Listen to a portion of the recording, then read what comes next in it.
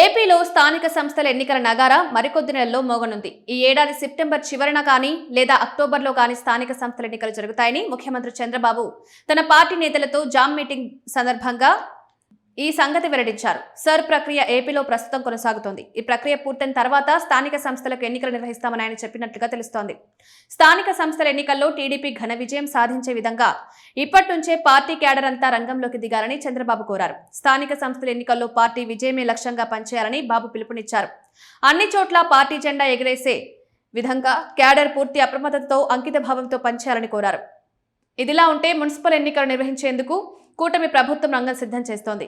దశల వారీగా మిగిలిన స్థానిక సంస్థలకు ఎన్నికలు నిర్వహించాలని చూస్తోంది. ఇదే విషయాన్ని మున్సిపల్ శాఖ మంత్రి నారాయణ కూడా చెప్పారు. మున్సిపల్ ఎన్నికలు తొందరలోనే జరుగుతాయని నారాయణ వెల్లడించారు.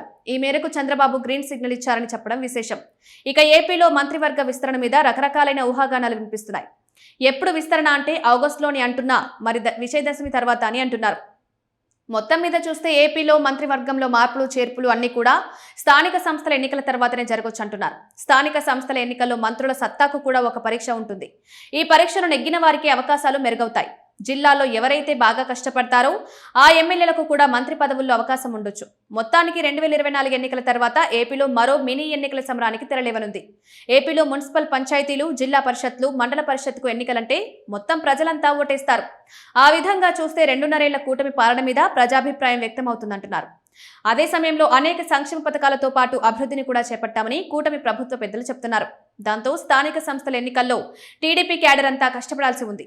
పార్టీ అధినాయకత్వం కూడా ఇదే చెప్తోంది. ఎవరైతే ప్రజల్లో ఉంటూ కష్టపడి పార్టీని గెలిపిస్తారో వారికే ప్రాధాన్యత ఇస్తాం.